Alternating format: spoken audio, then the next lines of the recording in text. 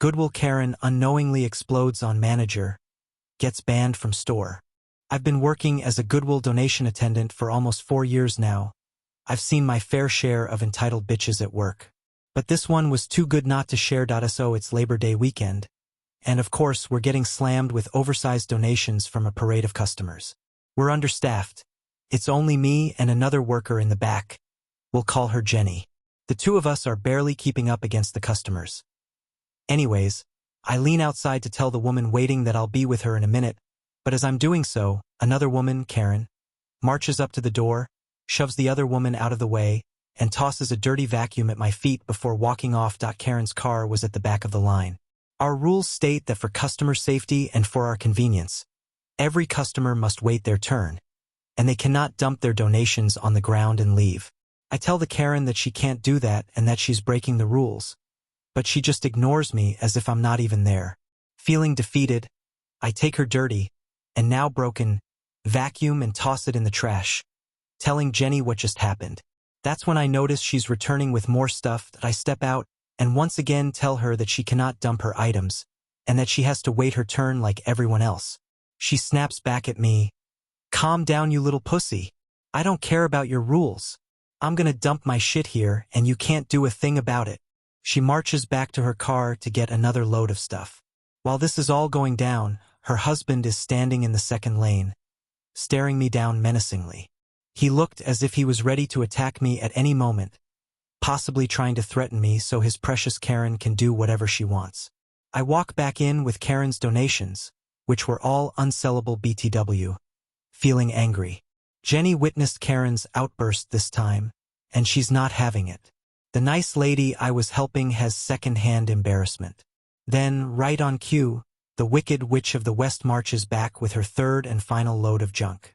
I try again to tell her that she can't do this, but this time, she just ignores me completely, shoves the nice lady out of the way again, and enters the production area, which is employees only, where she comes face to face with Jenny. Jenny tells her, "Ma'am, you can't come in here," and Karen goes ballistic.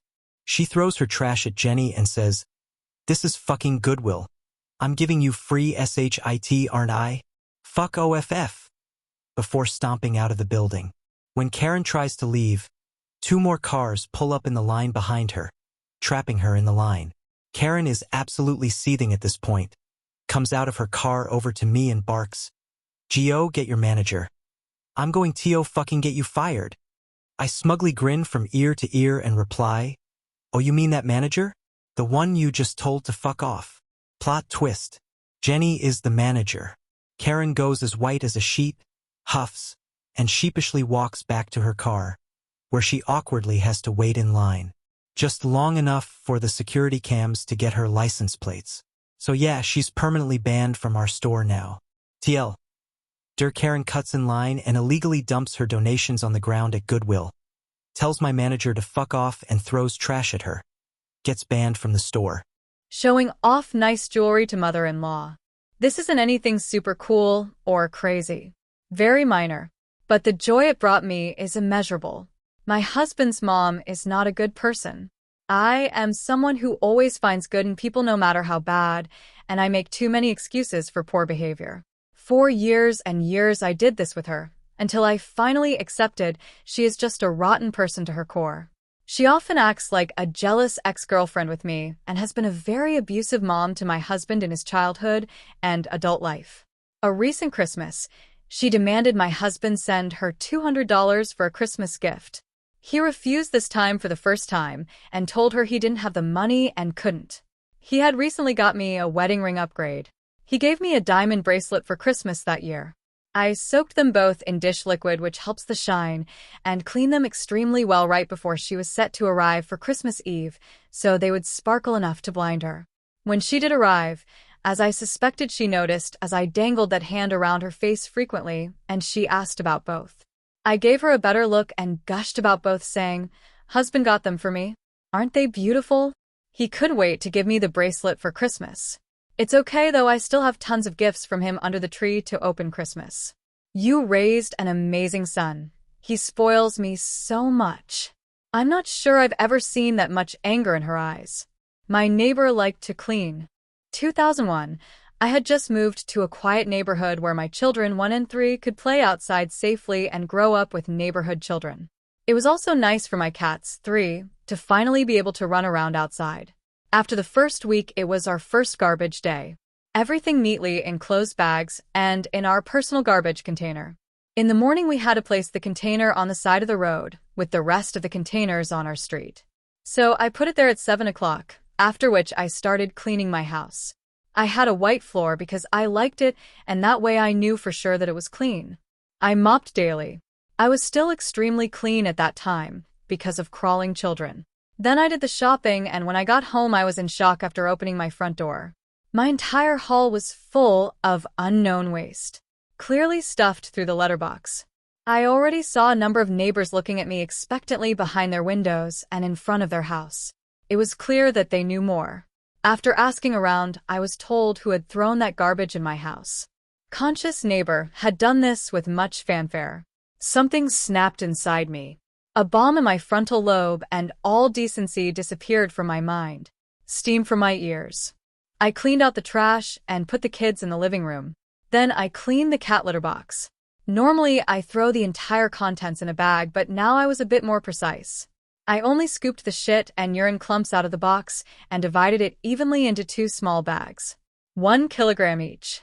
Those thin ones that tear quickly. I took the bags and went to the neighbor further down the street. I rang the doorbell and kept the bags behind me.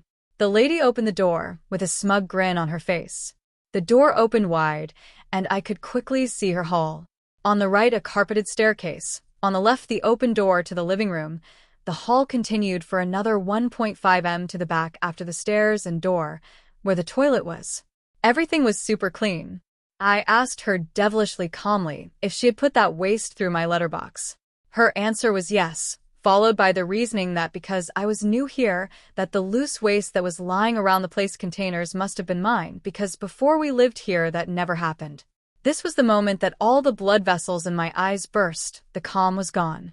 In a tirade of abuse, I made it clear to her that I had not been the polluter, and that if she had any decency, she could have spoken to me instead of jumping to conclusions and dirtying my house and endangering my crawling children and animals by dumping that waste in my house like that.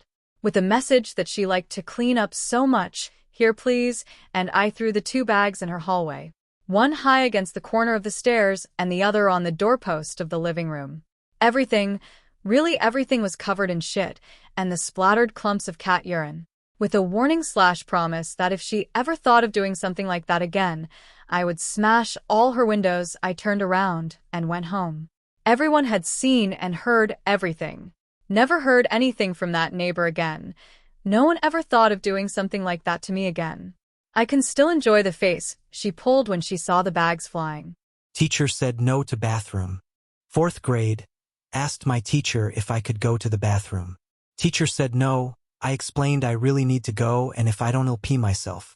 Teacher told me to hold it, so I immediately peed myself. I then raised my hand and said I peed myself and needed to go home. The teacher literally said, "You're joking, right?" I then stood up to show the teacher my pee-soaked pants and pee all over the chair, and I said, "No, I'm not joking." The teacher sent me to the principal's office, who then called my mom to come pick me up. My parents had a meeting with the principal on this.